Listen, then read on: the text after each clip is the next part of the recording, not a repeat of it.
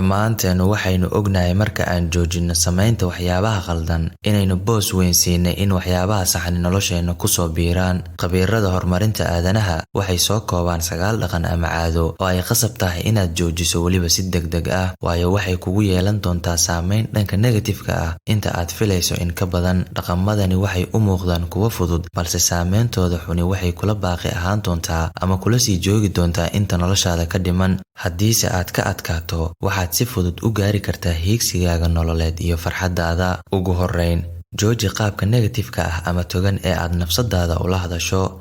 Caqligu waa aalad aad u wanaagsan haddii loo isticmaalo dhanka saxan, balse marka loo isticmaalo dhanka khaldan wuxuu noqdaa mid ina burburiya. Ka taxadar qaabka wada sheekaysi aad la yeelanayso nafsadaada. Dhammaanteena si aamusnaan leh ayaan ula hadalnaa nafsadeenna, balse kuma baraarugno waxaynu dhahayno amaba qaabka ay inoo saameyn doonaan hadalladaas. Sababaha ugu waaweyn ee fashalkeenna waxaa ka mid ah shakiga aan ka qabno awoodaheena iyo ereyada negativity-ga ah ee aan kula hadalno nafsadeenna. Haddaba si aan oga adkaano fikradaha khaldan, waa inaan horumarinaa dareemaheena ku wajahan dhanka positive-ka, ayada ayaana ka awood badnaan doonta. Marka labaad, jooji dib u dhigista ahdaaftaada ama yoolalkaaga. Dadka qaarkii waxay ku riyoodaan guul, halka kuwa kalena ay soo kacaan kadibna dadaal badan ku bixiyaan sida ay uga dhameyn lahaayeen guushaas. Dib u dhigistu waxay ka dhigtaa amuuraheena mid kasii adayg badan ama kasii dhib badan markii hore. Waxaynan maanta bilaabin ma dhammayn doonno berri, mana jiro wax ka daal badan iska daba wareega iyo dib u dhigista. Sirta hore u socodku waa inaad bilowdo oo keliya. Mar walbana waa inaad qaaddo tallaabooyinka yaryar ee guusha kuu horseedaya si aad u tiigsato guushaada weyn. Marka saddexaad,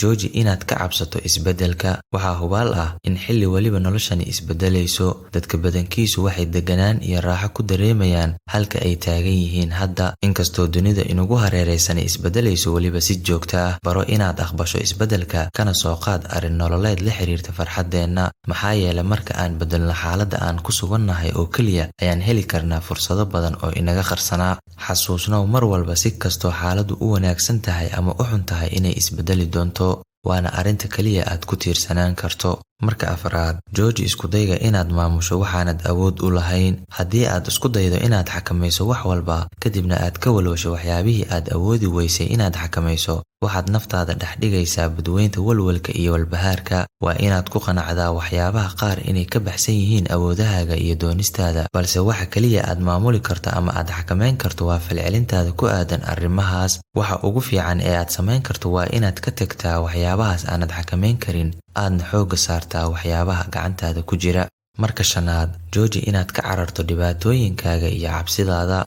Xalli dhibaatooyinkaaga si dhaqso ah, hana ka baxsan. Xalka ugu fiican waa inaad si fool ka fool ah u wajahdo, balse cabsidu waxay kaa hor istaagaysaa inaad xalliso dhibaatooyinkaaga, waxayna kugu dul xabisaysaa inaad hal nooc oo keliya u noolaato, halkii lagaaga baahnaa inaad ku guulaysato xalka mushkiladaha ama aad khibrad ka kasbato. Si kooban, waa inaad maamushaa dhibaatooyinkaaga ama ayaga ayaa ku maamuli doona. Marka lixaad, jooji eedaynta dadka kale iyo samaynta marmarsiyooyinka. Gebi ahaanba jooji eedaynta dadka kale, waayo waxaad inkaraysaa mas'uuliyadda, waxaadna ka dhigaysaa dhibka mid sii waara. Jooji inaad dhiibto awooddaada, bilow inaad qaaddo mas'uuliyadda noloshaada. Eedayntu waa samaynta marmarsiyo kale, taasna waxay ka dhigan tahay tillaabada koowaad ee fashilka. Kaligaa ayaa mas'uul ka ah doorashadaada iyo go'aanadaada. Marka toddobaad, jooji isku dayga inaad qof kale noqoto. Caqabadaha ugu adag ee noloshan waa inaad sii ahaato qofka aad tahay, halka dunidu ay kaa sugayso shakhsiyad gacan ku rimis ah ama qof kale inaad noqoto. Ha bedelin shakhsiyadaada si ay dadku kuu jeclaadaan. Ahaw sidaada caadiga ah, waxaana ku jeclaan doona dadka munaasabka kugu ah ama kuu qalma.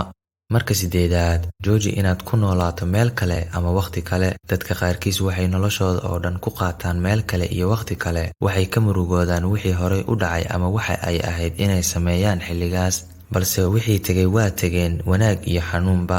Mustaqbalkana lama gaarin weli. Si kastoo aan waqti ugu qaadanno midkoodna wax isbeddel ah ma soo kordhin doono. Mustaqbalka ifayana wuxuu ku xiran yahay inaynu fiiro gaar ah u yeelano waxa ayna qabanayno hadda, maanta. Marka sagaalaad, jooji mahadnaq la'aanta.